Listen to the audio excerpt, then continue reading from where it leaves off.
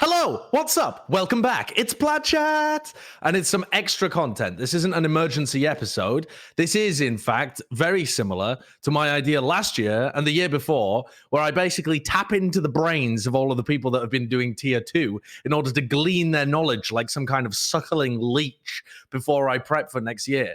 And I've got myself here two of the finest minds that have beards in tier 2. So we're going quite specialized with that. I've got myself Tridd and Heurix. How are you gentlemen doing?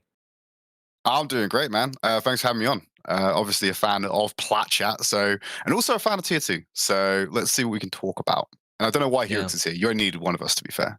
Yeah, well, he needed the beard. It was the backup beard. Yeah. You actually have it, came right? in. Okay, yeah. I'm making sure that we hit that quota real quick. But yeah, definitely really excited to talk about things tier 2. It's probably one of the biggest passion projects for me. Something I'm most passionate about. It's easy when it's in your job, but Sure, whatever. Sure, yeah, definitely. I mean, I was the tier 2 scene this year had more of a reboot. There was regular tournaments every week. There was the gauntlet at the end, which, I mean, it's unfortunate that nothing was able to be actually I suppose there were some interregional things actually when it came to Asia, and there was the North American show matches, but it wasn't quite the LAN event that it was last year because of COVID. Obviously, everything's had to be shifted down a gear in that sense. But it seemed like there was enough space in the calendar for tier 2 to really get its time in the sun as well. The gauntlet stretched for, what was it, like 10 days or something, Europe and NA, over the course of all of the stuff.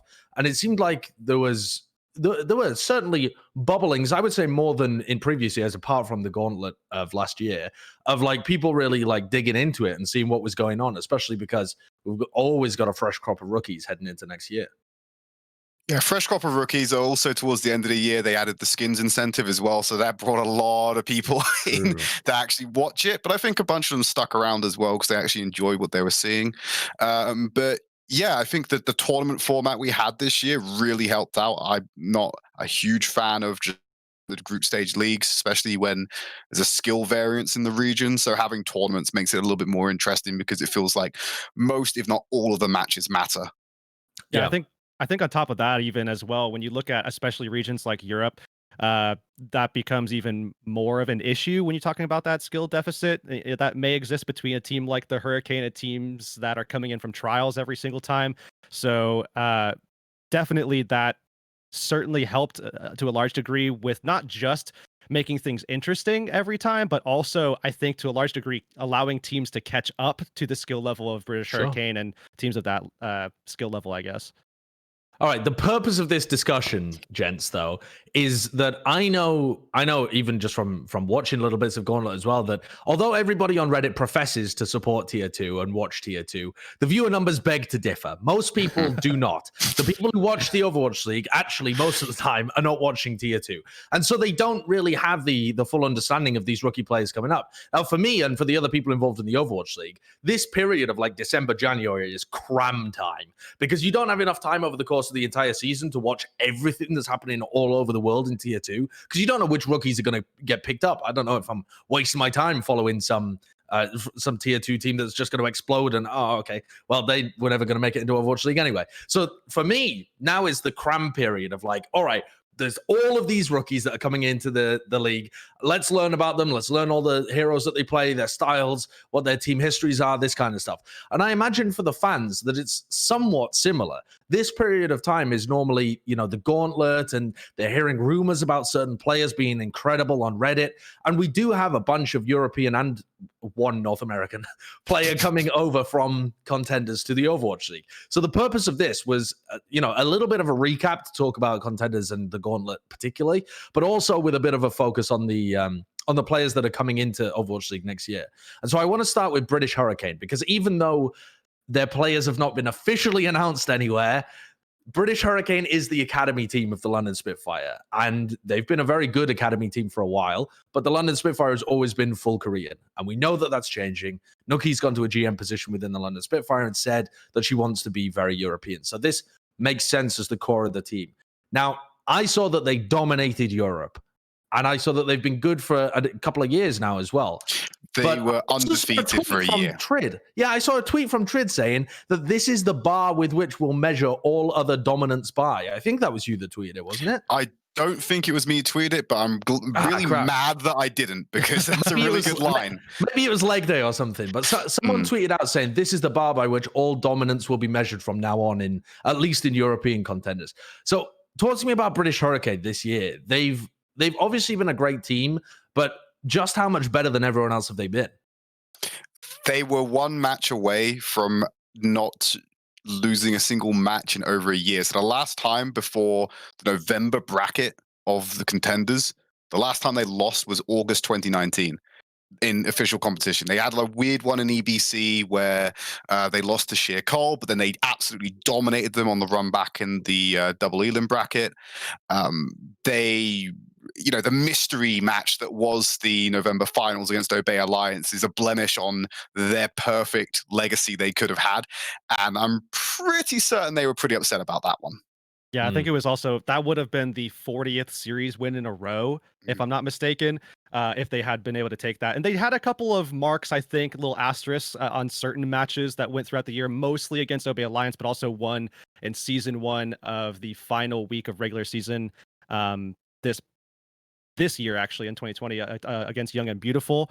But outside of those small little blips, I mean, British Hurricane have been just like absolutely blowing everybody out. I mean, it has not seemed very close outside of recently Obey Alliance catching up pretty quickly.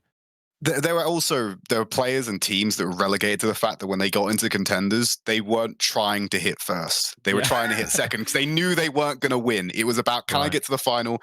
Can I maximize the presence? Can I maximize screen time? Can I maximize winnings? Because a lot of them resigned themselves to the fact that they weren't going to beat Hurricane. And I think when the revolving door, if you will, of teams that come into contenders each month are all in unified position going, yeah, probably not going to beat Hurricane. I think that kind of sets the expectation that they probably are just a cut above everyone else. And yeah, sheer domination. And like I said, if it was a leg day tweet, fair play to him. But yeah, that kind of sets the bar in EU. Like that is the most dominant European team we've had, probably will have. Yeah. I want to ask a question why they're so dominant. Because British Hurricane, I think most people, when they look at it, people like to bring up the fact, they're an academy team. They've got way more resources than everybody else. They've got a proper coaching structure, but they haven't been dominant with every iteration of this academy team. They've always been up there.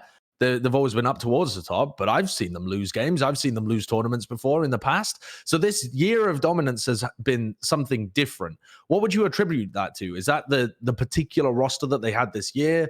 Is that just a certain player that's been popping off? What's the key to British Hurricane's success in the last 365 days? You know what?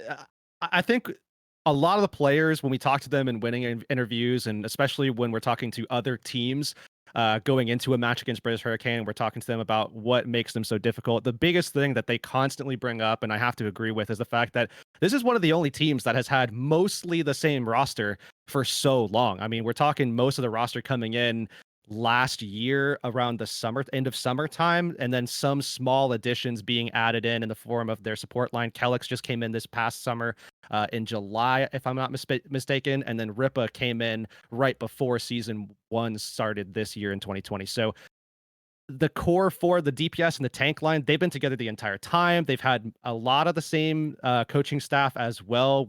I mean, Albion's been with them forever. They've had Mr.X for quite a long time now as well. And a lot of opponents of theirs say it's really just a factor of they've been together super long. And yes, the infrastructure, they say, makes a big deal, or makes a big difference, rather. Yeah, and I think that's one of the reasons why they've been able to stay dominant across the year while other teams have been trying to do it, is that stability. But I think from the off, the team was just a cut above the rest when they were rolling into it. Yeah, they've had a few mixes throughout the year from the support line. But I actually think, like, the tank line, Hadi and Molf, is just on another level to the rest of the European tanks right now. Yeah. And they do a lot of the grunt work for people like Sparker and Danid to pop off, because those two kids are cracked, but all the work and the space clearance that's made by Hadi and Molf is what's giving Sparker and Danid the opportunity, the playing field, if you will, to show off what they can really do. So it's for me anyway, I've always seen Hurricane as a tank-centric or tank-led team, because Hadi and Molf are just incredible. Yeah, I think Hadi and Molfig, something that people could potentially see. We'll see what happens with announcements and everything like that. But what you could see if you see Hadi and Molfig together next year is something, as opposed to the other European tanks where you see some tanks really, really good at dive. You see like Lolzish and Elevote really good at dive together. They have that synergy, obviously best friends since God knows when. But, you know, they've obviously played in those metas, and you see tank lines like White Noise and Vestola. They're really solid in terms of the double shields styles. I think something that stands out about British Hurricane, and I think it's a testament to the amount of time that they've spent together, is that they're very dynamic. Hadi and Molfig are very, very good at virtually every tank that you could put them on. And that's something that is, I think, very unique to them, to be able to play at that level across the board. That's something that I think even Overwatch League tanks really kind of struggle in. Yeah, I totally agree. When I watch British Hurricane, the people that stand out to me are Hadi and Molfig. I'm excited about the rumors of them being promoted up to the London Spitfire, because I feel like that gives them a very solid working place. Tanks make or break a team. They always have done in Overwatch, and that's such a solid starting position for them to come from. The other players, though, Sparker is, as far as I'm aware, he's underage, right? He's the only player on the team that is actually ineligible for being promoted to the Overwatch League until June or July, something like that. So he'll come into play. I'm gonna put money on June 10th. I'm gonna put money on it. June 10th. I'm pretty June 10th is when you think it is? I'm pretty sure it's June 10th. Let me have a look. Let's see whether he's correct. It is June 10th. Yes, June 10th, 2000. Yeah, you've looked up that talking point before. So I have talked about it. Absolutely have talked about it. So I'll go ahead and I maybe cheated on that one a couple months back. I think with the Hurricane, though, if you are gonna take basically the entire roster, if that's what's happened, I think you keep Sparker in your pocket. Like, he'll come eligible. You might not be able to put him in all the time, but like when he does come online, does come active, I think it's someone you want. Or if they want to go down that route, you keep him in tier 2 to rebuild the Hurricane and replenish the stock, and then promote him even when he's ready and you've got a vacancy next year. But I don't think Spitfire have commented on what they're actually going to do with Hurricane next year. Well, we know it's just going to be dead next year. Sure, and that's another good point, right? Is that the British Hurricane, in theory, is a fantastic feeder team for the London Spitfire in the future if they continue in this European direction, which I would assume that they would with Nucky as GM. But they're in danger, I think, of cannibalizing their academy teams so heavily that they no longer have that feeder system. What's your thought process there? Do you think it's worth just picking up the entirety of the team, all the coaches? I mean, Albion's actually retired; he's not going with the rest of the team, but the coaches, the players, and just leave Sparker alone on an island and be like, "Don't worry, we'll come back for you." I think you can get away with it. I think that, like, for Hurricane in particular, Europe is starved for money. You know, they just love money, and they're not getting any money right now. And that's going to be the big conversation point of the region, is that, like, no one's paying a salary, or no one's paying a sustainable salary, if you will, in Europe. And it's quite similar in North America as well right now with the state of tier 2. So if Hurricane wants to put their academy team in, they want to pay salary, they'll have access to any player that they want in Europe. Plain and simple. Especially if they're going to be slinging around two ways. Or especially if there is that path to promotion, they can get any European talent that they want on that roster if they just stick around, have like a similar level of resource, and show potential for promotion or two ways. They will conquer it. The only other challenger to them will be if Eternal Academy wants to actually try and have a contenders team this time and not do like a sock puppet team like they had last time.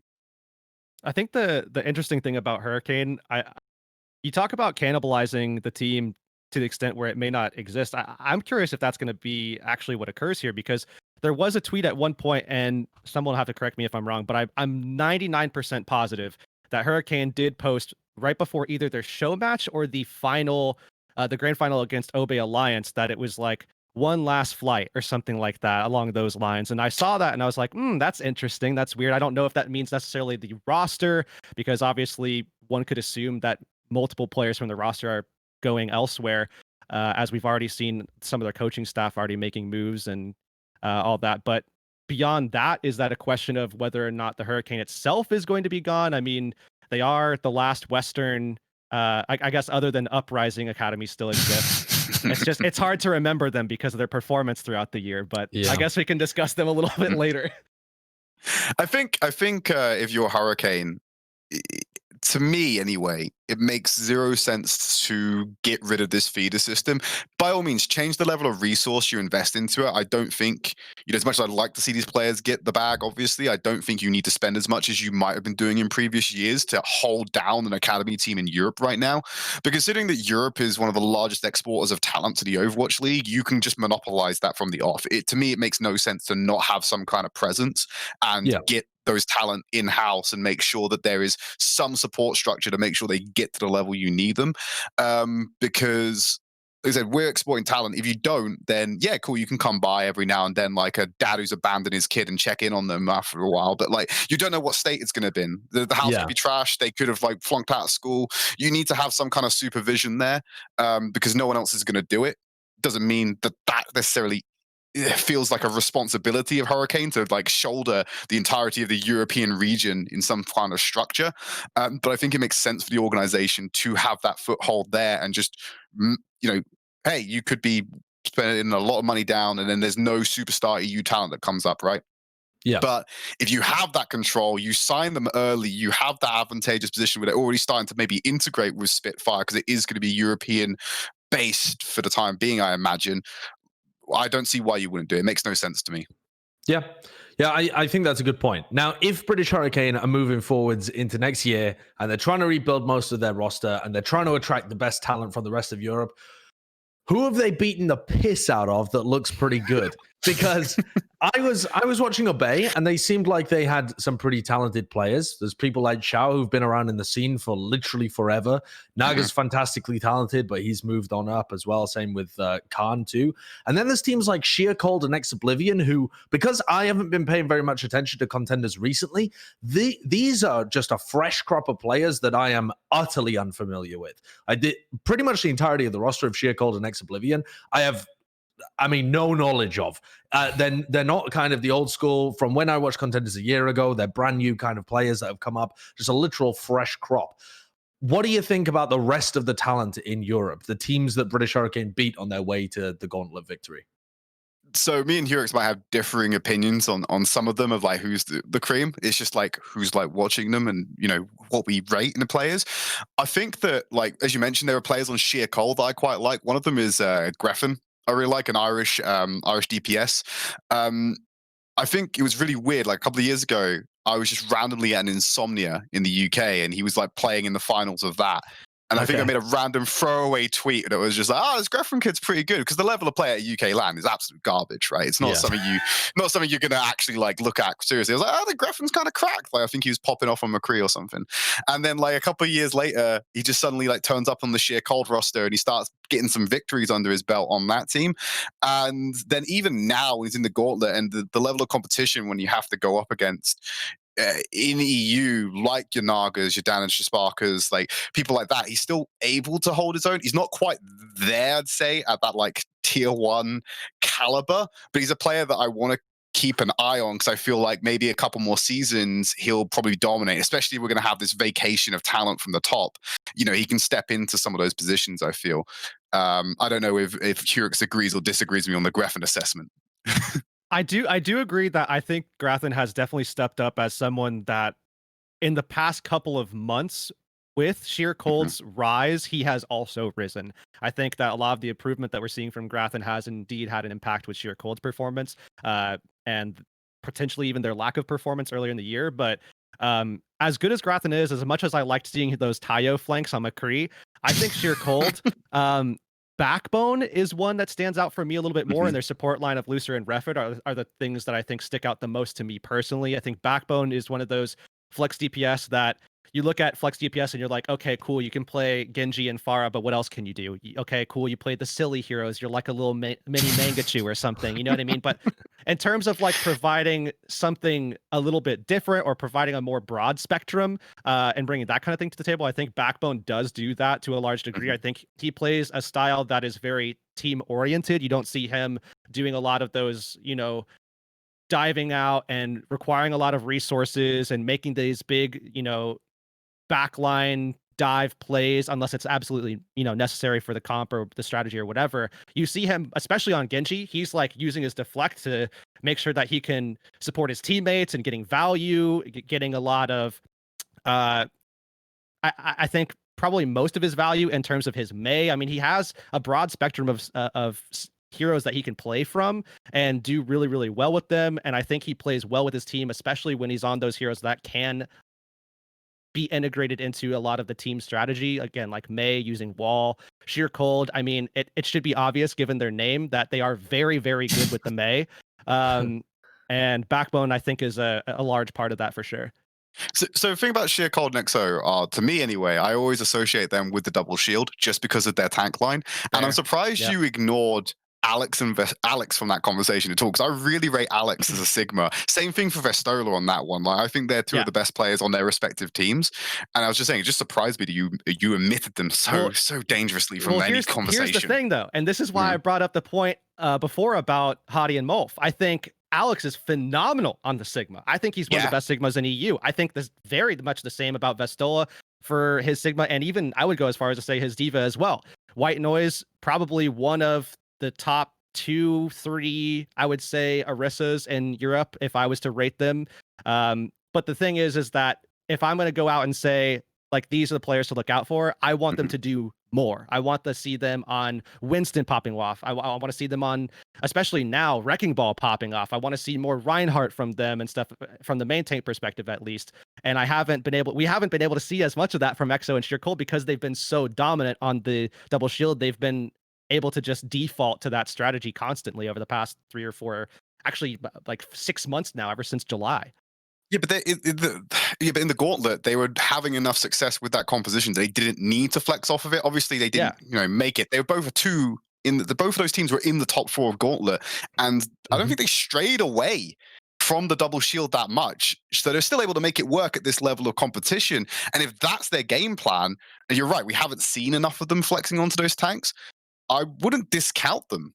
Like, that's the thing. Just because we haven't seen it doesn't mean doesn't happen. Yeah, doesn't mean it doesn't exist. But at the same time, it's a very valid concern to say you don't know how good they are if they moved over to those other heroes, right? Like, big question mark, big at that point. Yeah, I want to talk about Obey Alliance because they're the second best team in Europe at the moment. They finished second in the and 2 of their players have been promoted up to the Overwatch League, Naga and Khan. This team looked decent, but when I was watching them play against the British Hurricane, obviously they got rolled. They didn't win a map, so they're gonna look worse than if I had watched them over the course of the entire season and seen them crush their opponents and stuff like that. But they seemed less coordinated to me. I could tell that there was a lot of skill, especially because I was paying attention to Naga and Khan, and I've seen Naga play before as well on a bunch of different heroes. He seems very, very talented. Talk to me about this team. What were the strengths of this team? How have they got to the number 2 position? Heurix, did you cover the November final? Did you cast that game? Oh no, the one that they won, because like that, I think that's. I don't know if I casted it. Okay, well, anyway, the November final was the one they actually managed to beat Hurricane, and they did that by doing silly stuff. That was their game plan. Let's do silly stuff and let's make the Hurricane uncomfortable, which is a very hard thing to do. But they were doing things like... Actually, I saw them in the final. I think it was the final map where Lethal came out on the Bastion again. Yep. Right, Bastion was a cursed pick in the Gauntlet. Like we can explain why in a bit. But like the November finals, it revolved around them doing silly stuff. Like they were playing Sombra when no one else was. They were doing Winston Ball as their tank line. Reinhardt, Winston. At one point. Yeah, there you go. They were just running things that weren't being run in Europe and making Hurricane adapt on the fly. And that's how they got their victory. So you're right in saying that they're mechanically gifted, but they are like the chaos team. That's how they get their wins against the tougher opponents. But they can also play a little bit more coordinated when they want to. Chow is a very flexible off tank that I rate, and it's a shame that he's the way he tweets makes it sound like he's not got anywhere this season. He sounds like he's done as well with the entire process. He's been done before. Like what is it? He quit. He came back. He coached for a bit. He actually started off on EXO as a. Oh wait, he started off on EXO as a coach, I think, and then moved over to Obey, and then became their off tank again. He's played DPS for a bit as well. I don't know that guy's ever going to be done, like truly. Sure. But yeah, he's great. Helv as well. Like I said, I know I'm talking a lot about tanks, but I feel like it's one of our best roles at the moment in EU is our tanks. Like I said, the Heurix can have the question about primary export right now. I would say is our tank lines. Okay. You know, you can have your reservations about the depth of their hero pool. But yeah, I think you're right in saying it's a mechanical thing. But at the end of the day, I think it's like Obey. They are a chaos team. They thrive in the chaos. Is how they're getting their wins, because they're mechanically gifted. There's actually a funny little video tweet that I remember Helv posted. I think it was actually from that exact same grand final where they were utilizing a strategy with the Symmetra and playing with the Reinhardt and Winston tank line, where Helv was on Ryan and Chow, their off tank, was playing the Winston. And again, full chaos. Well, it gets worse when you think about Reinhardt teleporting from like one side of the fight to the other and just like laying in earth shatters or like charging, taking the teleport, and then finding a target through the other side of the teleport and ramming it against a wall. And they had these like set up and ready to go, like where they were just adapting these positions on the fly. And I think I have to fully agree with you, Tridd, because Obey Alliance, as good as they are, as coordinated as they seem, I think that is definitely a big reason why they caught British Hurricane off guard, and I think a big reason why they also got stomped out later in the gauntlet, because British Hurricane were able to then figure out, okay, you know, this is how we need to deal with this. They again have a very insane coaching staff with Fisher, Albion, Commander X. I don't know if I don't think I'm forgetting anyone. I think it's that three, isn't it? Yeah, should be. It's Albion, Commander X, Fisher. They were the go-to. Coaching staff from Hurricane. They were easily able to, and along with the players, because the players with British Hurricane also, to a high degree, are committing a lot of, I guess, mental resources to the coaching themselves as well, which is standard. But Obey Alliance, I think Helv definitely stands out as one that I think Reinhardt specialist for sure, but also capable on everything else, particularly the Orisa. I think to not see Helv go to Overwatch League next year, I think would be criminal, especially with the performance that he's had in the second half of this year. But I think the most interesting thing about Obey Alliance is that they started out as a team called Raspberry Racers. They were literally at the beginning of the year an open division team that like no one had heard of. And they went through, dominated their open division run, came into trials, dominated that, and they've been consistently like a top 3 or 4 team. They even made playoffs after coming into contenders halfway through season 1. That's very difficult to do because back in season 1 we worked off of a point system, so you had to you would have had to have gained a lot of points in just 2 weeks of regular season play to be able to make it into the playoffs, and they did. Sure. Let's talk about the players that actually got promoted this year then. So Obey Alliance had 2. They had Naga, they had Khan. And I want to start with the rest of the Paris Eternal, basically, to ask the question, how good are these players compared to the average talent in the Overwatch League? So we've already seen, if we start at the DPS line, we've already seen Onigod and Tsuna play. Now, we haven't seen the best out of Tsuna, and I mean, arguably, we haven't seen the best out of Onigod either because he's playing with 200 ping. But assuming that we kind of know that Onigod, at least in my opinion, Onigod was an incredibly good talent that was hampered a little bit by his ping, but would have been in the upper segment of hitscan talents had he actually been able to play at his full potential. You could see that, all right, he's not a decay, right? And that was who he was being compared with. So unfair comparison. But outside of that, the guy's hitscan talents are really, really strong. So I want to kind of go through the rest of their DPS. So Tsuna as well. I don't think we've seen too much of in Contenders. Correct me if I'm wrong, but he was on Hurricane. So he was on Hurricane for a very long time. And because Hurricane, like a full year last year, right? Yeah. They had the Hurricane used to run a free DPS lineup where they had Danid, Sparker, and Tsuna, and they would swap out Tsuna and Sparker depending on the map, and they practice certain things with them. I can't remember the reason why Tsuna left or got kicked. I'm not sure which one it was. He went to moved to the Eternal Vancouver Academy. Titans, right? He At some point.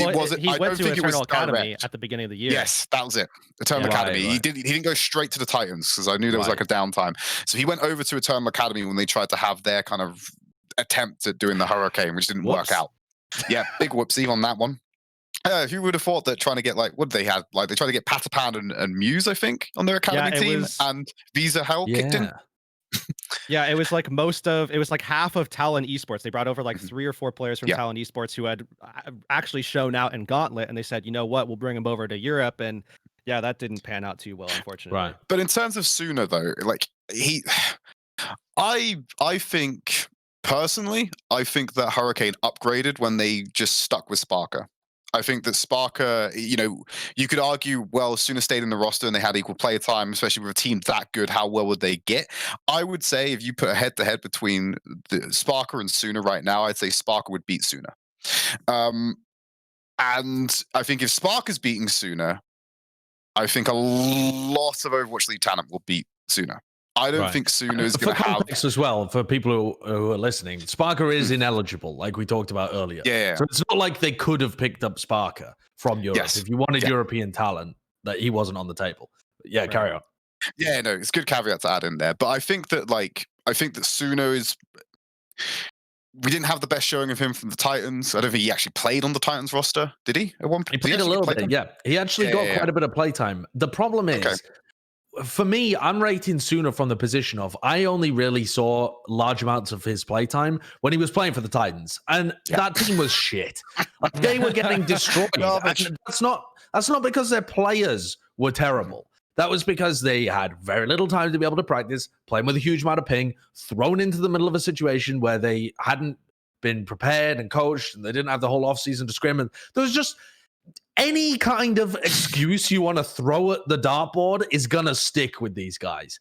And so I know that I've got an unfair mental image of Suna's abilities, but what I'm trying not to do is overcorrect too far the other way, right?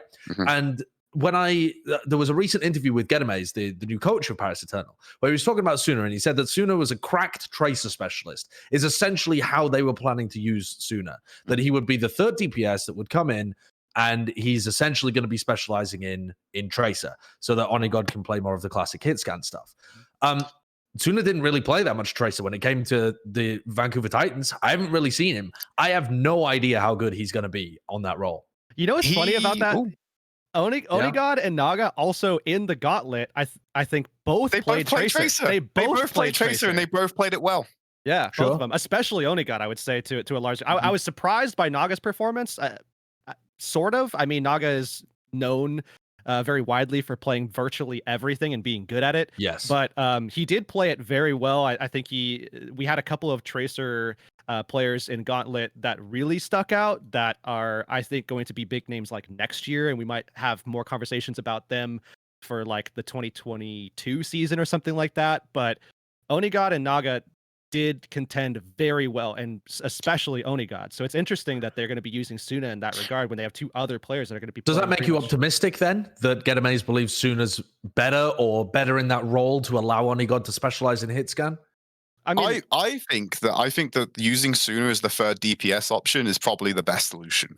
Because if you could just have him, if he is incredibly cracked on the Tracer, I think the last time I saw him play Tracer was back, when he was on Hurricane. Potentially, like that's going back a while, but I think that if you can just have them specialize in something like that, yeah, go for it. That's how I'd like to see Suna being used. I think that Naga and Onigod, if that's your DPS lineup, that's your primary DPS lineup, and you don't mess around and start putting Suna in the mix. I think I would put Onigod overall, just because of what Onigod can play and how he can play. The McCree, the Ash, hit scan in general, he's going to dumpster people. I don't think that Suna, I don't have the same level of confidence in Suna, and that could be the unfamiliarity of not having a fair crazy. Because it's if you looking for Contenders insight on how Suna's doing, it's not really had the Contenders playtime recently, so we're even having to go back as well and think a little bit about this.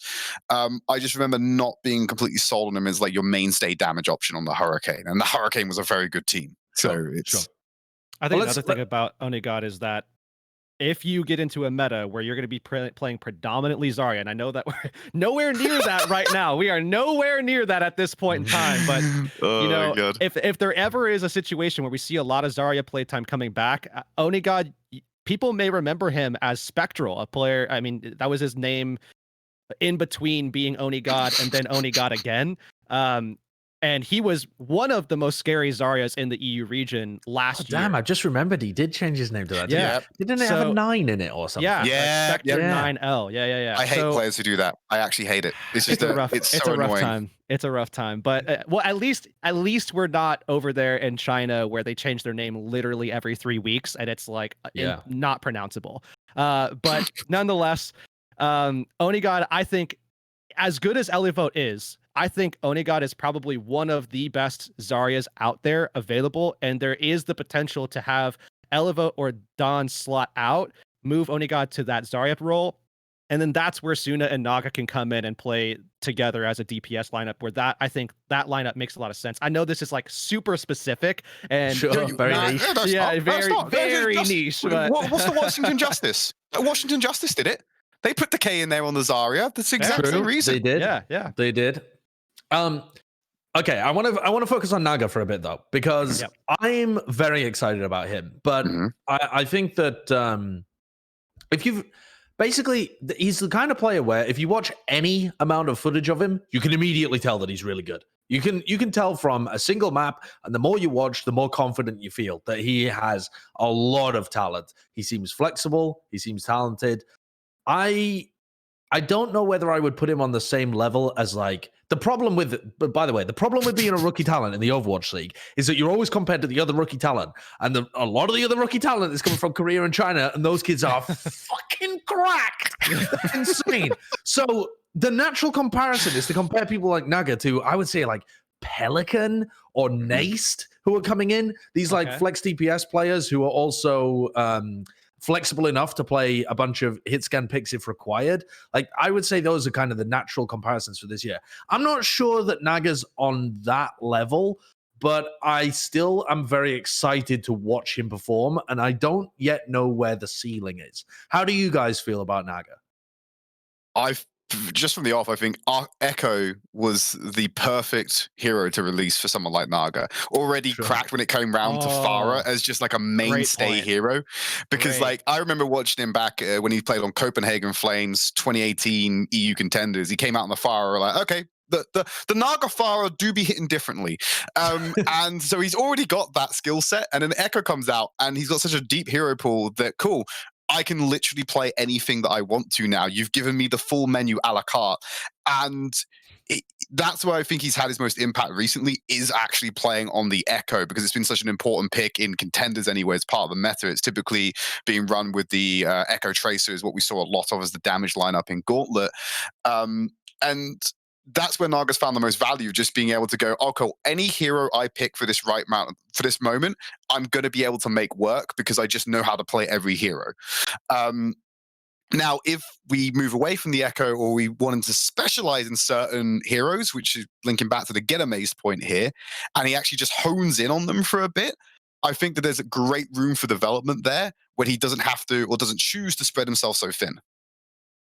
Yeah, I have to actually completely agree, especially with the Echo point, because I mean, there was it might be him on an island, maybe Speedily comes out. Speedily is an outlier. We'll get to him a bit later. Yeah, sure. And I think he stands out in a different way, but with Echo specifically, Naga for me, at least in Europe, is the one that just makes the most sense, especially if you go with the Mercy Pocket option that we saw in Gauntlet quite often. Where they have that extra allowance to be more aggressive and make bigger plays, get your duplicate up far more frequently, and that has a big impact in the game as well, because a player like Naga, as you mentioned, can play virtually everything. And I think the scariest thing about him is not only are we talking about those projectile heroes, those traditional heroes like Farah and Hanzo and I guess Genji for that matter, but you know, even all of the flanking heroes, you throw Tracer in there, you throw in some of the hit scans as well. Naga's going to be proficient at all of them. And I think Tridd has a great point that I think the only question in my mind is he going to have the time and allowance and coaching there to be able to make sure that he can hone in on the specific characters enough to catch up to the very, very upper tier, because I would put him at, like, if you're gonna say like a tiering, he's right up there at the top, maybe right underneath the absolute best in my mind. Yeah, to me, see, the thing is, people always also underestimate the average level in the Overwatch League, I feel, when it comes to this kind of stuff. There are so many incredible DPS talents in the league already that I'm reluctant to say something like, oh, I feel like he's going to be, a top 5 player or something. No. Because that means he's better than 15 other starting players. Like, I don't think he is. Crazy. But I could see him an Oni God, even if the Paris Eternal end up finishing where people are anticipating them to, somewhere around, like, I don't know, I suppose the regions are likely going to be separated, but somewhere down towards the middle bottom area, like 15th or 14th, something like that, I think is where most people are expecting Paris Eternal to be, because they're full of so many new talent. I think those guys, the DPS line, looks like it could be above average in the league. It has the potential to be in the top 10 DPS lines. When I look That's at where Naga I'd comfortably put it. Right, I wouldn't be out here dropping the top 5 on them. I completely agree, Josh. I would be saying that, like, Naga and Oni God, it also depends on the play situation, right? Because if these guys are going to have to play on ping still, they're going to have the same limitations they had. True. If it's going to be a case of, we like I said, I'm thrown out here, I've got no information about any of this, but let's say they bubbled it for some reason, created a North American bubble, had them playing on some kind of LAN, then I could, like, see them, top half. If they're going to be stuck on ping, then it's just going to be Only God on Fuel again, and a repeat of Titans, where you can kind of see some potential, but it ain't there. So get these guys on LAN, get them, or at least the same server to reduce the ping, and I think that you definitely got top half level DPS right now. For rookies, for first years, I take that, right? Yeah. Oh, yeah, absolutely. You take that every time. Let's move on to the tanks then. So Dan is someone that we didn't really discuss. He was playing on Dubai Sandstorm recently, right? And Revival right before that, yeah. Yeah, and then Revival before that. So I didn't watch any games of Dubai. I did watch some Revival games, though I haven't retained much knowledge. I'm planning on going and watching some VODs of Dan afterwards to try and catch up on him. Where do you rank Dan? Because we've talked a lot about the tanks, and Dan himself has tweeted a lot of stuff about, hey, all of the people that are coming at me saying that I shouldn't have been the one picked up for Paris Eternal, these guys all had the same opportunities I did to trial, and I beat them all out. Get Amazed was recently talking about how he had to choose between Dan and Ben Best, and the players wanted Dan as well as the coaching staff. The collective agreement was Dan over Ben Best, and those were the 2 best coming out of the trials. Judging, if we cast aside that aspect of it, the trial aspect, where we can assume he did very well, if we're talking raw data from matches, how do you rate him based on his performances that you've actually seen in the servers? I won't lie to you, the Dan pick surprised me. I'm about to flip the table. I'm gonna flip the table right now. Flip table, then. Tridd, I'm so mad. Flip a table. It surprised me. I wasn't expecting the Dan pick up for Eternal. Not to say Dan is a bad player at all. I just didn't think he was anything special. Right. So it kind of confused me. So Heurix, I'll let you flip the table and I'll let you get your piece in, because clearly you're much more passionate about this issue than I am. Oh, this one boiled me actually this offseason. And okay. So here's the deal. I mean, I think, to the point of the tweets that we saw, I think this needs to get talked about, at least to a small degree right now. I think a lot of people need to realize that things go on behind the scenes that they don't get to see. The trials, the discussions that happen, the surveying that happens, because I don't think people realize that coaches and the managers and stuff like that, staff goes out, they survey everybody. They go out and they talk to people, what do you think of this player? What kind of things have you seen from them? And they're mostly looking for character values, and are they very responsible? Are they very studious? Are they showing up? Are they putting in a lot of effort? Are they doing well in their interviews? Are they marketable? Things like that. They're talking to people about these things, and those go into play when you're talking about who to pick up, just as much as when you go into the trials. How well are they playing? How well are they communicating and integrating into the team, and the dynamic that's already going on with the roster that's been established?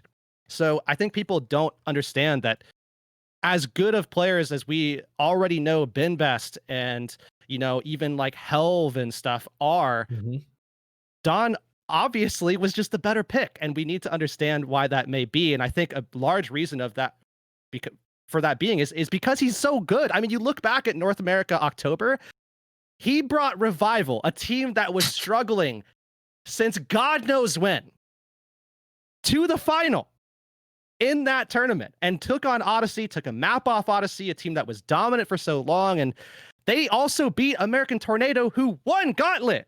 They beat them. They sent them home and actually down to the lower bracket rather. And they looked good in doing it. And I think Don was probably the biggest reason why. We looked at, you know, those matches specifically when we were getting ready for the next tournament back in November, and Don wasn't a part of that. And we were so surprised because Don was the person who stood out the absolute most on Revival. And I think something that Don's going to do this next season is prove everybody on that Twitter post wrong, just like I know one other player might be doing that as well. What? Okay, we'll dig into that later on. just dropping hints all over the place. Okay, I want to ask you, Mr. Don Apologist, where you would rank him compared to other contenders tanks that we've seen. The other eligible ones from Europe is where I want to start. So I'm talking people like Hardy, who is rumored to be being picked up for the London Spitfire. I'm talking Helv, because we've already mentioned him, but also Lulsish, who previously had a spot in the Overwatch League but wasn't actually able to play due to visa issues, but he potentially could have been a pickup here for the Paris Eternal to play alongside Elevote. That would have been a very natural fit for those teams. Where do you rank Dan among those kind of players, among the talent that was available in terms of just his performance? Like, do you think that he was the best available?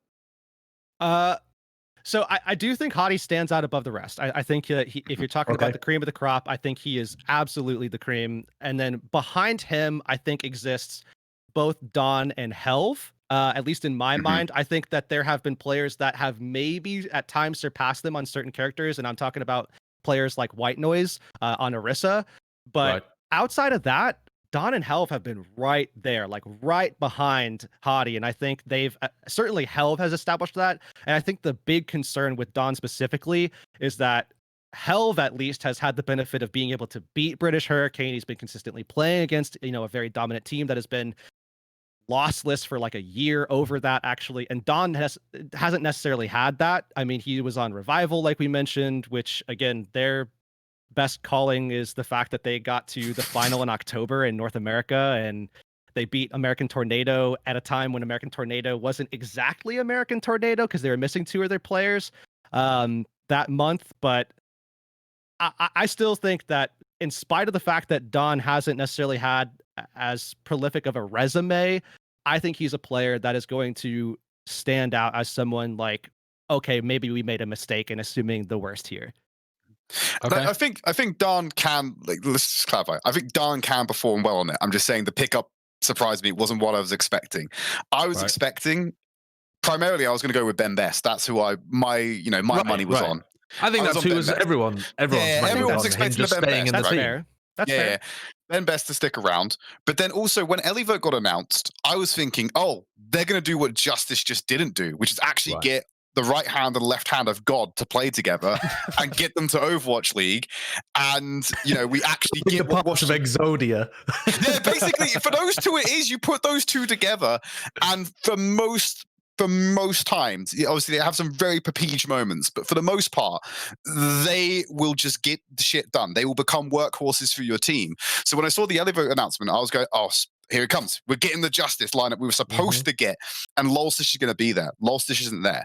I'm not disappointed that Dan is the ultimate choice for the team because of Heurix, as he said. There's lots of reasons for it. It just wasn't what I was expecting based on what was available and what was getting announced. I think with the Lulsish and Elevote point, though, you could at least, if you're trying to say, okay, it makes sense that Don's going here, and obviously there are reasons why there was a lack of performance, but you look at the Gauntlet and you look at New Kings, a team that had both Elevote and Lulsish, and they did underperform. Obviously, again, there are other reasons as to why, and I think probably the biggest one is the fact that they were together for like a couple weeks. But beyond that, I think at least you could look to that and be like, okay, let me settle myself for at least, if you're a fan, let me settle myself for a moment. Let me give this a little time before I maybe have a knee-jerk reaction. All right, we didn't see Elevote and Lulsish, but we actually have still got two soulmates that are entering the Paris Eternal together. It's Dan and Khan, because I love how wonderful that those two names are going to be to talk about together. Where does Khan rank in terms of the best flex supports that we had in Europe? He's the final person that I want to focus a lot of time on in this Paris Eternal roster. Was playing for Obey Alliance. I've watched a few of his VODs. He seems very talented, but I haven't watched everybody in Europe, so I don't have a good understanding of whether he was the best. I saw Reaper as well. Reaper was taking heads, and I haven't. I mean, unfortunately, we were robbed of the opportunity to really see Reaper play a lot in the Overwatch League. He was like Shaz's understudy and then backed out again and ended up joining Contenders. So I felt like we had been robbed a little bit of somebody when they were potentially in their prime back then, getting more time and getting more development and becoming a top player. Where do you think Khan ranks overall in Europe? Khan he's had former names that people would know him by. I'll be the best, IBTP. He shortened it down as well. So that's who he was before he became Khan. He's a bit of a Yab warrior in the sense that he had a lot of play time on Young and Beautiful and was a part of that team when they were basically a nature reserve that was just being poached every week. He wasn't the one being poached though, and I think that was a good indicator of where he was back then. So he's put the time in, and now he's ended up on Obey Alliance. Obey Alliance themselves are an incredibly strong team. I struggle personally to work out whether he's been elevated with the team or whether his individual performances have really been gone, wow, this kid's something different. That's what I've personally struggled with. And like I said, Heurix, are you going to flip a table at me again? Is this something you're going to jump in? I'm in full agreement, actually. Okay, cool. No tables flipped. Yeah. There's something probably about playing him. I think I've only spoken to him once, and he's very mild mannered, probably really good to have in a team environment. But yeah, there's been nothing in official matches I've seen that gone, this kid's something special. So it wouldn't give me a lot of confidence rating him against the existing Overwatch League talent. Right. So yeah, I'm not going to be a star of the team, but I can see them doing quite well. Yeah, I think I feel pretty similarly. I think if you're looking at the talent coming in, especially from Europe, you're looking at, Khan, a player that got swapped with him actually between Obey and Young and Beautiful, which was Skyrippa, is another decent player that exists there. You might be looking at A-Fox, that I think is criminally underrated in both EU and NA. No, A-Fox is not criminally underrated. I have to say, I think A-Fox is. No, you misunderstand what I'm saying. I think he's getting he's getting so much praise, dude. It's not the fact that he's bad. I'm saying he's really good and he's being praised accordingly. This might be old EU blood coming into this one, but that the survivors of that old Angry Titans core are some of the best players that are still available right now. Yeah. Yeah. And I think A-Fox has been solid ever since. You know what? I think I casted them for the first time with you, Josh. I think back in Pit Season 1. When it was on Vivi's Adventure. I think was actually... Yes. I think that was actually the first time that we saw him, and he was good back then. And I think I actually have notes from that tournament that I can still recall that had Vivi's Adventure. They played on this crazy shift where they would play super aggressive and then hyper reserved and defensive, and it all was dependent upon the flex support pick that A-Fox picked, whether it was Ana or Zen, if I'm not mistaken, back in 2017. And really, really solid player, has been for a long time. And a lot of the interviews with A-Fox are mostly surrounding why hasn't anybody noticed yet. But but Khan, I think, going back to our original discussion, Khan is certainly at the top in Europe, but is he someone that stands out as much as Alarm did in North America with Fusion University? Sure. Probably. I mean, hang on a minute. Whoa. That's apples and Korean oranges right there. That doesn't make any sense. Steady on, right? Alarm wasn't just an outstanding flex support pick. He was an outstanding pick just in general. Yeah. So I think it's a little unfair, but I understand where you're coming from. It's along the same lines. It's we haven't seen anything outstanding from Khan. Yeah. First rounder, maybe not a first overall. But yeah. If we're talking football. I know you guys are British, and you probably don't even get that. But look, at least Josh, you're in North America now, so you got to settle in. I've learned enough. I've managed to avoid the fantasy football as much as possible, though. So I want to move on now to talk about North America, and my transitional question here from Europe to NA is, of course, the most obvious one in the world. We saw the did they call it the Atlantic Showdown? No, the Atlantic Showdown. Oh, did they? Atlantic Show matches was what. Cowards! Just use the name. Yeah. All right, the Atlantic Show matches. We saw them. People playing on ping. People may have overstated how crazy certain matches were or whatever. But here's what I want to ask. NA for so long has been, it feels like ahead of Europe by virtue of poaching their talent. Essentially, they've stolen European players and then gone, haha, we're better now. It's like, wait, but that's us. That's us. And you're just using us to hit us. It's like they're the kid in the playground telling you to stop hitting yourself. And you're like, oh no, Europe, why must you hurt yourself so badly? Anyway, the top teams in North America right now are primarily constructed with NA talent. They're not using European talent. Which scene do you believe is ahead right now? The top NA team beat the top European team, but the second best got slapped around. And when ping is that much of a factor, the fact that the maps were traded very evenly between American Tornado and British Hurricane leads me to believe that they're pretty evenly matched. I don't think you can even take away the W there if you're NA. I'm not allowing them to, but I want to hear your two opinions. Which scene do you think is actually ahead right now? I think I'm going to surprise, so I'll let Tridd go first. You're not, I don't think you're going to surprise. I think we're going to be quite aligned on this one. I think Europe is ahead. So I think that when you look at American Tornado and British Hurricane, I think you're comparing two huge outlier teams. Like they were both a cut above the rest of what was available in their respective regions. So when you look at how they perform, you can probably make, which like 6'7" raging Chad on our on our wrestling team is the one that's going to beat him, right? Trying to keep it American. Like, you guys wrestle, we don't really do that in the UK. But like, the point is this, like, they're just huge outliers. But then if you look at the rest of the regions, I think if you kept going with the show matches and did like 2 versus 2, 3 versus 3, 4 versus 4, 5 versus 5, so on till like top 8, I think Europe wins more of those matches. I think Europe as a whole is a stronger region right now. I think the outliers in American Tornado, I actually think that, they gave Hurricane a hiding. I would struggle to deny that from them. I think Europe's in a better place right now, though.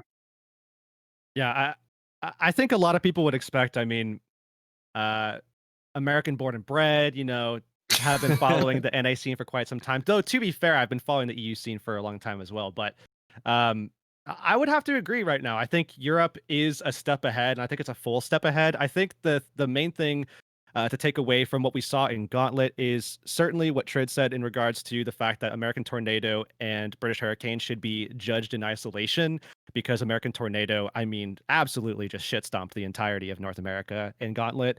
But the other thing here is that American Tornado did well against British Hurricane, but British Hurricane would have done well in spite of the meta. American Tornado was playing in the absolute best meta that they could have possibly hoped for. You're talking about Shape on Ball, you're talking about speedily allowed to play Echo, you have Hydron and Sugar-Free, aka Lenny, that could play Tracer.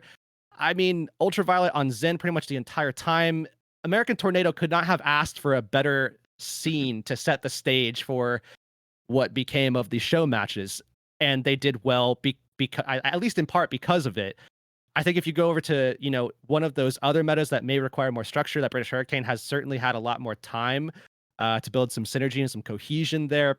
I think British Hurricane just walks away with that match, and I don't think it would be nearly as close. And outside of that, if you're talking about the rest of the teams across the entirety of both regions, I have to agree. Europe does seem to be ahead of North America, and I think the Obey versus Odyssey match certainly put that on display.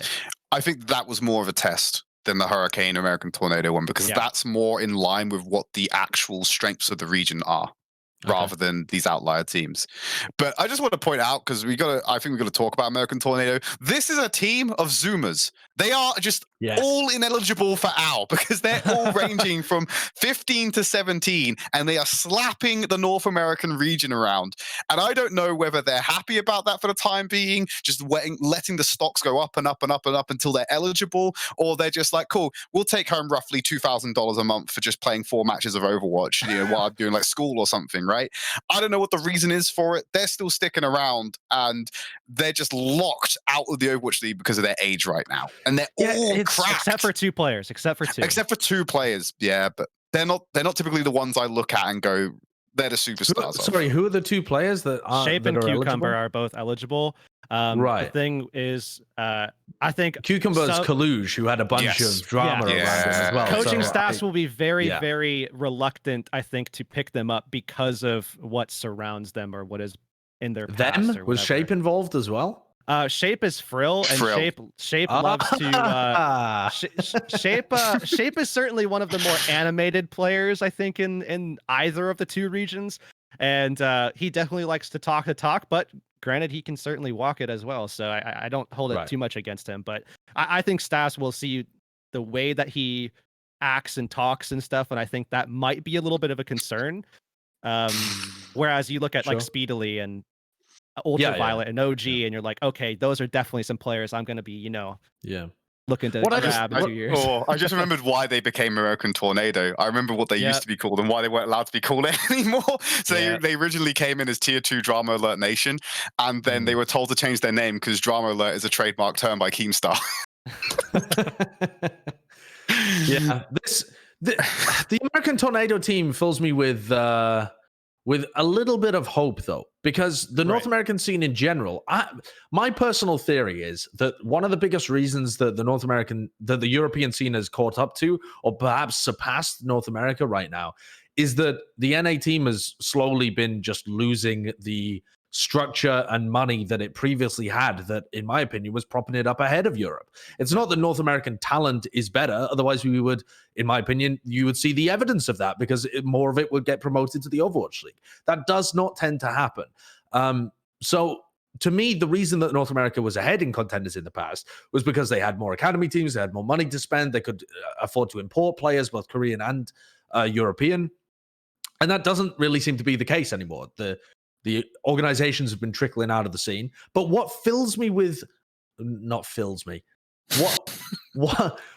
patches the hole of confidence as it seeps away from my body, the fact that's desperately patching that hole up is that there are so many young players involved here.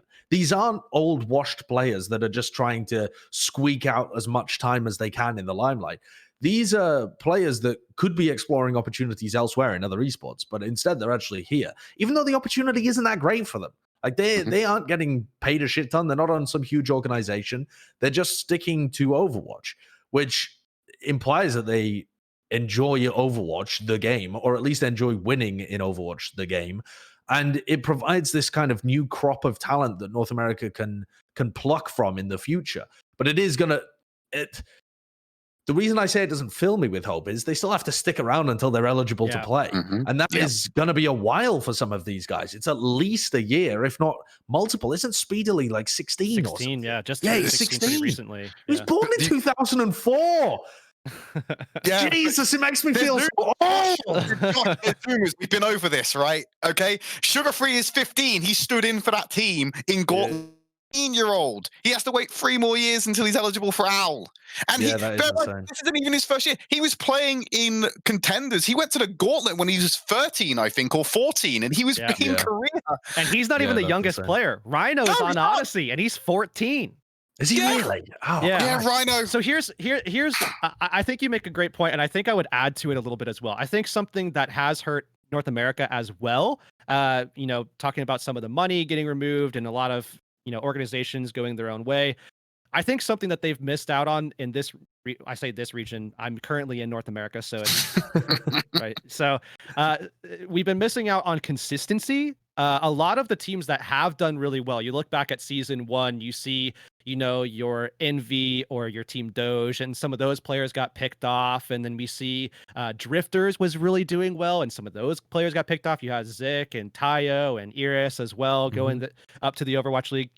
And because of a lot of that movement on the top established teams, you lack a lot of that consistency. American Tornado could provide that for this region. If you look over at Europe, you had British Hurricane all year long as that mainstay. This is what we want to be. And teams could then play that catch up to that team. And they've done a good job of that this year. Whereas North America, it's been kind of just like a melting pot of different rosters and different players. And there hasn't been like that goal, like that pearly gate of just, that's what we want to get to. That's what we want to become, or at least we want to surpass that. And I don't think that we've necessarily had that since season 1, where we had Team Doge and we had Drifters consistently. And I guess back then it would have been third Impact and comically large Crosshair at the very end as well. Yeah. Okay, so to the American Tornado team, obviously very, very good, but really they're a little bit of an outlier, and they are crazy young as a team. So that to me means that next year is when I really want to start following these players. If I'm somebody that's really into OWL, I'm watching them over the course of this year. 2021 is like the year that I'm tracking these guys as some of them become more and more eligible. I'm thinking of people like OG, for example, who I think should be a great candidate to get picked up next year. And then I think it's another year for Speedily, and then another year after that for Sugar Free. But anyway, let's move on to. I want to talk just for a moment about the fact that only one player has been picked up for North American from the North American scene into the Overwatch League for 2021. It's just Joobi, and he's been picked up from the collegiate scene, essentially. He wasn't even playing in Contenders in the most recent edition of it, though he has in the past before. Why do you think that is, first of all, that only one player has been picked up? And what can you tell me about Joobi as well, as a short little piece? Because I haven't watched any of his footage. I'm planning on going and watching a bunch of the former Contender stuff, because I couldn't even find the collegiate stuff online. But I haven't done my research there whatsoever. But Houston have picked him up. It's pretty exciting for the collegiate path in general, because no one's ever done that before, as far as I'm aware. So what can you tell me about Joobi? Let's start there, and then we'll go on to why is he the only NA rookie that's been signed this year? Well, I've not really touched Joobi at all, so I didn't really follow North America when he did that. So I'm looking to Heurix for this one. So the thing about Joobi, I think the first thing that people are going to recognize is the meme behind Joobi, with the whole when he left Triumph, they said like goodbye Joobi, and then like it just got posted like 1,000 times, and so now everybody, and I'm sure he's gonna hate me for saying this because he hates this meme, and I'm sure he's ready for it to die. But I guess me bringing it up right now, it's going to live for at least a couple more days. Yeah. Sorry, buddy. But yeah, so Joobi, spent, I think, his first couple of months that I remember seeing him was back when he was on Triumph. Really solid main support player, but I don't think he stood out back then. And granted, this was 2019 of last year, around the beginning of 2019 is last year. Yeah. Is my brain all right? Are we still functioning? Are we still functioning? Either way, though, he jumped around, but yeah, he made that jump over to Saints, which was Maryville, their secondary team, and I think that's what kind of sparked things for him to be moving over to Harrisburg, and that's where I think he's made a lot of headway, because you look over at Harrisburg University, and you're talking about a team that has like let's see, what is their coaching staff was like Joe Meister? Yeah, it's Joe Meister. Yeah. Joe Meister. They've got Elk on that team, who should be widely known for his time on Fusion University, if not Fusion itself. And they've done really, really well in the collegiate scene. And there are a couple of collegiate teams now that are actually, I think, making that a lot harder than it has been in the past. I mean, in the past, you've had like Harrisburg and like one or two other teams that have been good. I think at the very beginning it was like one of the California schools was really solid as well. But now there are like 4, 5, 6 that are isn't there Susanu core on a collegiate team? North something. I don't remember exactly what it is. They won like some kind of tournament over the past weekend. That's where I saw Kash talking about it, and I was like, oh, okay. Yeah, so I do think the collegiate scene, it's unfortunate what happened with Tespa, because there's actually some decent teams on collegiate right now, and they did just have a tournament that took place around the same time of the October and November tournaments, if I'm not mistaken. So there will be, if you're really curious about Joobi, I do believe Harrisburg had some time on that broadcast. So you'll just have to figure that out, how to find that. But the Tespa stuff is on the Contenders YouTube channel. Right. Oh, okay. It's also on the YouTube channel because you can find collegiate stuff there, but also they had to like. There was one day of the Gauntlet where we had to have. It's on Twitch. It was on Twitch and YouTube. It was on YouTube as well. Was on Twitch, yeah. Yeah. Well, it's on YouTube as well. Like you can go on there and find it. Yeah, exactly. Well, should be. But anyway, I just remember because we had to stop Europe a little bit earlier so that the observers who were doing Gauntlet could then go and do Tespa finals and then come back and do North America afterwards. Right. So they put in a double shift for us, thankfully. But you could find that on YouTube or Twitch. Okay. Should be able to. All right. So I'm looking forward to taking a look at Joobi. I think he's one of those players where we'll kind of have to wait and see how he fits into the Houston Outlaws and how he performs when it comes to the league, because the league is such a different caliber than he's been able to showcase before. But now I want to tackle the question: why only Joobi? I mean, the signings are not over by any means, but at time of recording, he is the only player that's been picked up from North America. Like, he's the only North American rookie. I guess you could say Dan played in North American Contenders, right? So he's in some sense a North American Contenders pickup. But in terms of actual North American talent, Joobi's the only one this year. Why do you think that is? It's funny you put the asterisk on it like that, because the first person that I would look to isn't American, and I would maybe throw out Phi as an option, maybe not as like a primary hit scan pick, but someone to fall back on as like a really, really solid backup that if you put some resources into, he could definitely stand out. We've had this meme like all year long about Phi diff, and there's this like backstage kind of, not really like it's just like a story, I guess, that if any player needs like a good warm-up, you always go to Ido. Ido is this player from Europe that for some reason just happens to know like all these insane hit scan players and just like whoops on all of them. So if you get your warm-up from Ido and you catch up or do well in that warm-up, you do really well. And Phi and Ido are really good friends, and Phi constantly warms up with them. And when Phi gets that Ido warm up, he is nasty, like absolutely nasty.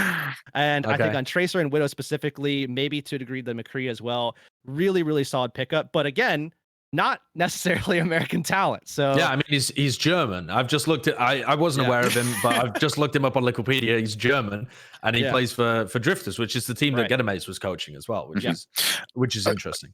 I think to answer your question about why we don't see American talent picked up, though, I don't think it's a supply issue. I think it's a demand issue, right? Like, who were the two largest recruiters of newer talent this year? Hurricane and Eternal. Sure, they're having a European base, from what I understand. They're probably going to primarily look towards the European players. They're all going to be like, if that's an objective for them, right? They want that regional identity. I think that we could have potentially seen some players here and there in North America go to different Overwatch League teams, but when there's so much talent in circulation in Overwatch League already from players who are leaving teams, moving around, and then you got to throw in the China and Korea problem as well of like, well, there's loads of talent there to pick from. I just don't think that the players needed and could use the North American talent this time around based off of who was actually hiring at the time. I think that was a bigger problem and a bigger hurdle than the actual talent of the region itself.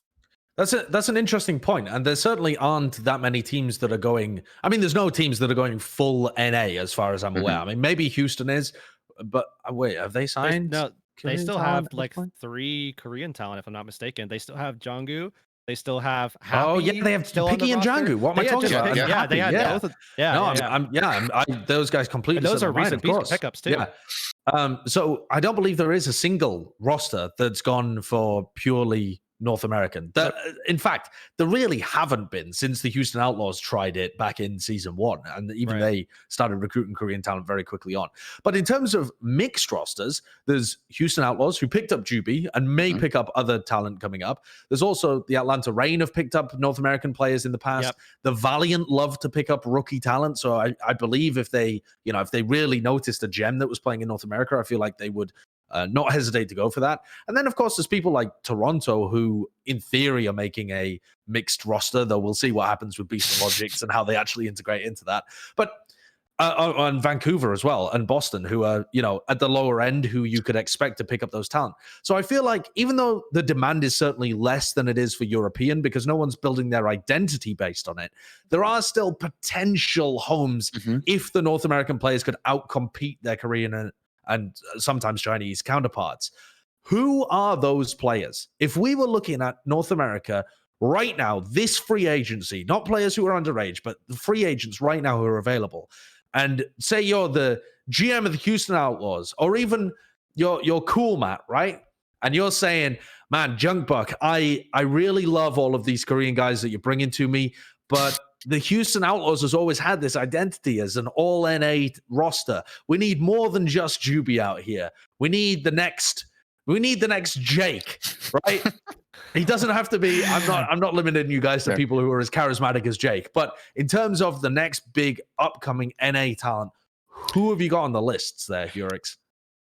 It's honestly real tough. It is genuinely tough, because I think there's definitely a big question mark still in regards to how do these players compare outside of North America, because a lot of these players haven't played across regions. I mean, you're looking at players like Dynasty, a flex DPS player that just got picked up by Uprising Academy, and his partner now Dove. I think those are two players that kind of stand out in my mind as North American, like some top talent. But again, they just got picked up together for Uprising Academy. Dynasty was really solid on Odyssey throughout the entire year. I think he was someone that really especially stood out in the Genji meta. Dove has been consistently really solid, but I think came up a little bit short here and there, especially against Lenny, aka Sugar Free, in the Tracer v Tracer matchup. Barely squeaked out a win there, and I don't necessarily think it was because of his Tracer. So outside of them, you might have, King, who's too young. If you're talking just DPS, I mean, tank-wise, you've got Salieri, who played for Team Doge earlier in Season 1, and then right at the end of the year, I think maybe even just for Gauntlet, he played with Square One. But outside of that, everybody else is just too young. I mean, maybe Zolik, maybe Icy, but even then, tough to call.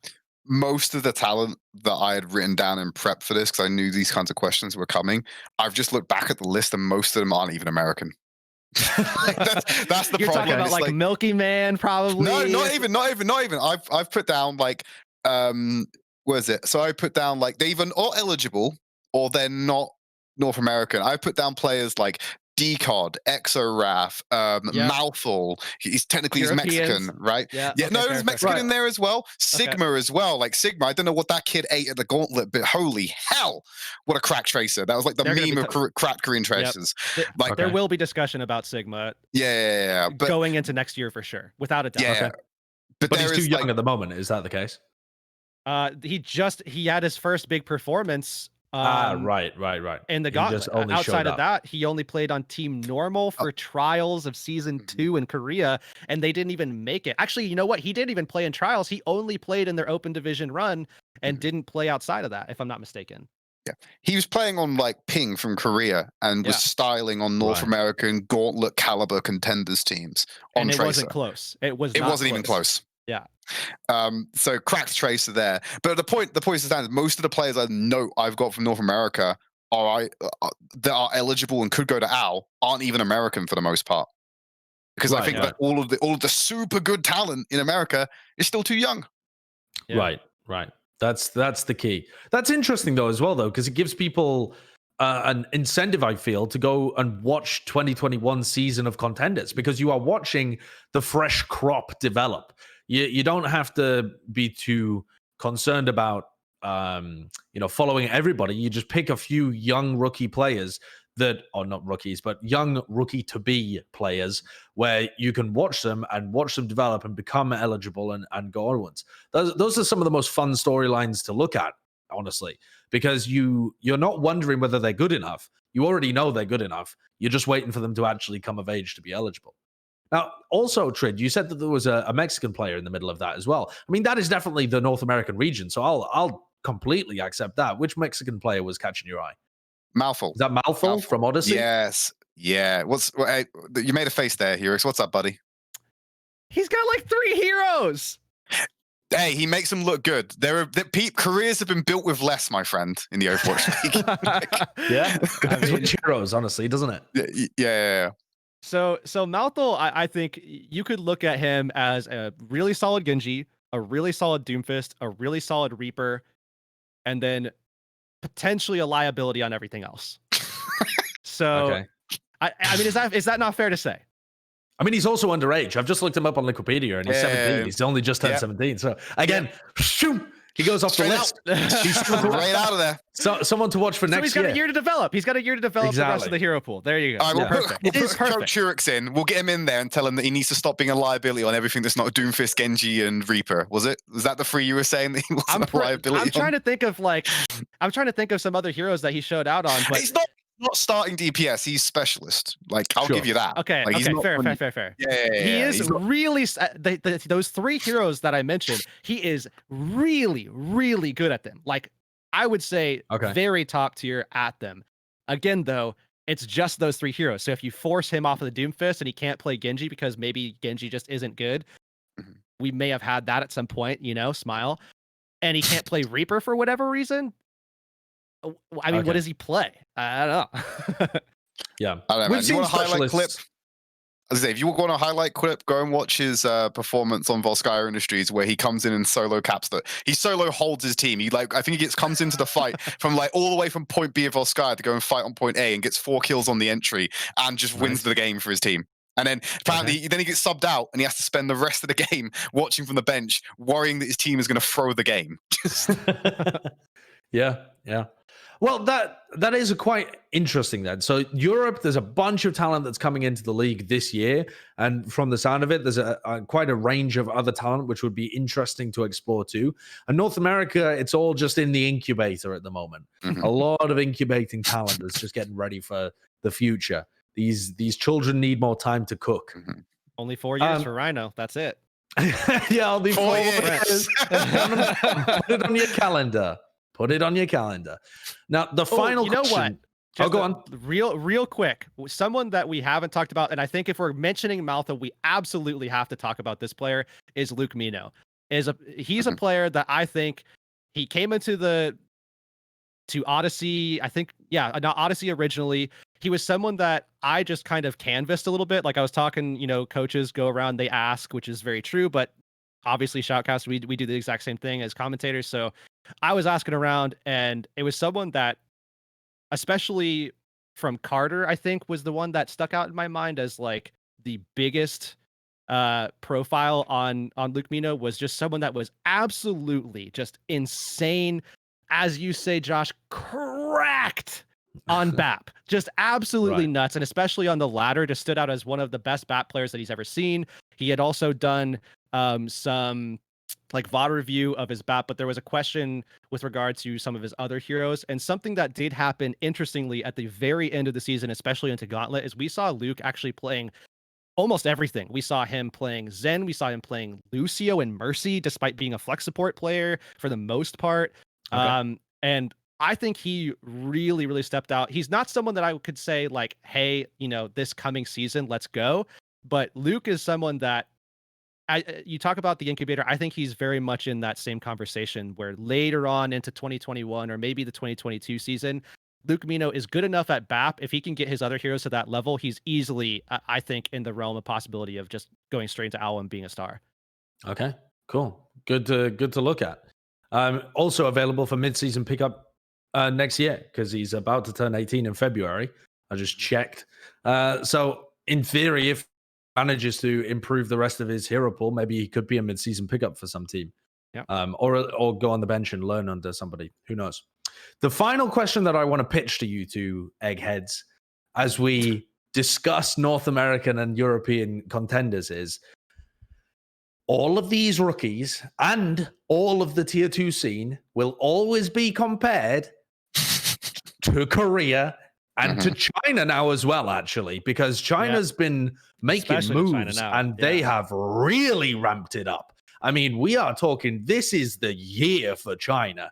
The previous years, people have been talking like, oh, China's coming. They're building up. They're getting better. They're getting better. This year seems like the year that they're not up and coming anymore. They've up and come. So Yeah.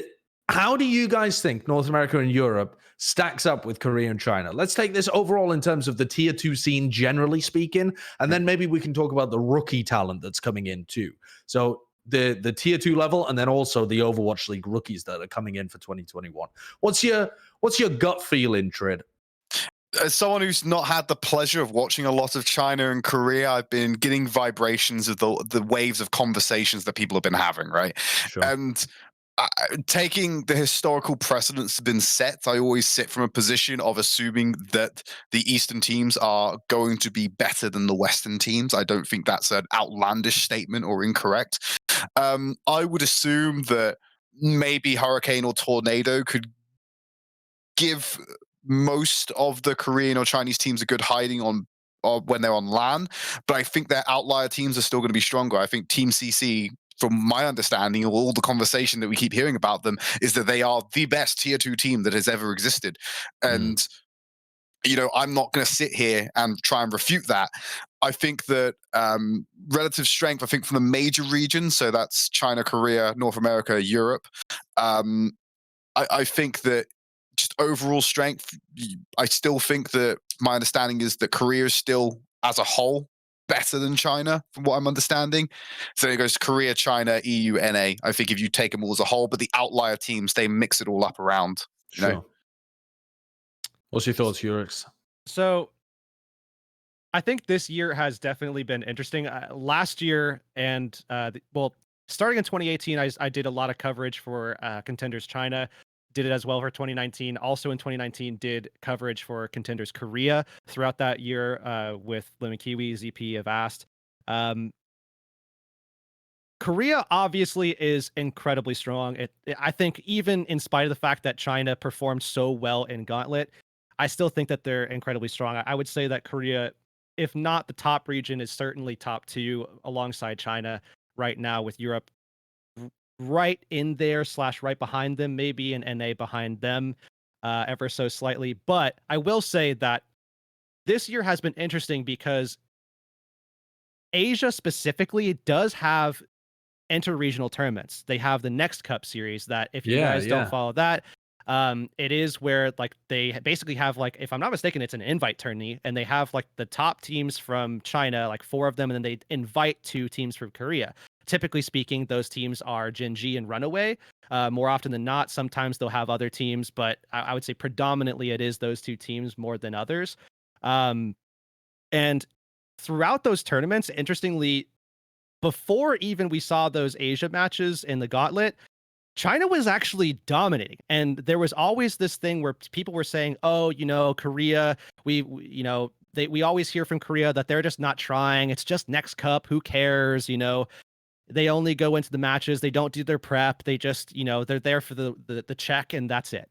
Well, in the past as well, so Korea hasn't always been ship blasted in those Next Cups, but right. they have won a lot of them. They've also lost a number of them too. And in the past, when I used to see the Korean teams lose to the Chinese teams there, I always thought to myself, well, that's probably because they're playing on Chinese servers. The ping is probably like a fairly significant advantage. But the more that seems to happen, and then the Gauntlet result as well, I'm like revising it in my mind. I'm like, maybe I should have been giving them more credit than I did. Yeah, I think that's something that a lot of people are doing right now because of what we saw in Gauntlet and just how strong CC has been, or Team CC from China has been throughout the course of the year. I mean, they've been dominant in the region. They've been incredibly dominant throughout the course of all of the Next Cups. Pretty much, I think they've won every, at least the last 2 that I can remember, because there was the spring, I think the summer one got canceled, if I'm not mistaken. And then there was the Winter Cup that I'm pretty sure I casted, but I can't honestly remember. I either casted the summer or the winter one. I can't remember. I think the summer one was the one I did, which was in August. And I think CC, that was the one that they actually lost to Runaway. But the other 2, because there was 2 other ones, the spring and the winter, CC won both of them. And China did actually very, very well in those tournaments as well. And in fact, the finals for the last cup, the winter one, which was, I believe, just recently, it was like right before December, it was like the end of November, where we saw BLG and CC go to the finals, and both of them beat out Runaway to get to that position, both of them. So it's tough to say at that point, to me at least, Korea just doesn't care because it's Korea. They're going to put their all in everything. They pretty much always have. And sure, there might have been some moments where you could look and say, okay, they looked certainly a lot different in that game than they did against their prepped opponent in Korean Contenders. Sure, that's fair.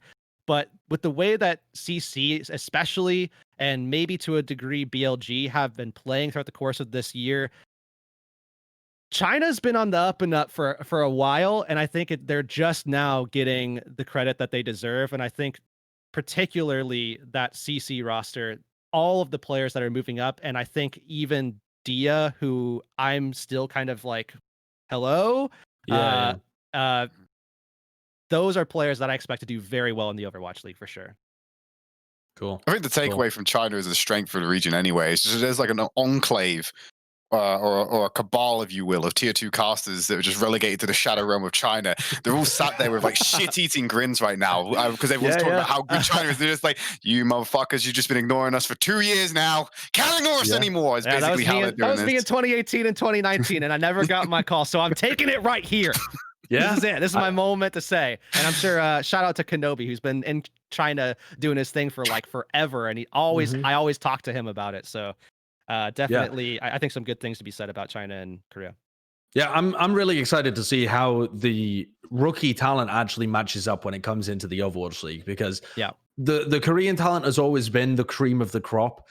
If you get a rookie from Korea that's been pounding in Korean Contenders, they are a pretty decent shout to win Rookie of the Year or MVP. They genuinely are. I mean, people like Alarm totally could have won MVP this year, although Fleder was the one that ended up taking it. And previously, we had Jonak, who was a Korean rookie that just came out. And then there's been another season. Who was it? Oh, it was Haxal, right? But yeah, I mean, that he wasn't a rookie. But anyway, he was coming out of Korean Contenders. So he's as much of a rookie as some of these other guys are.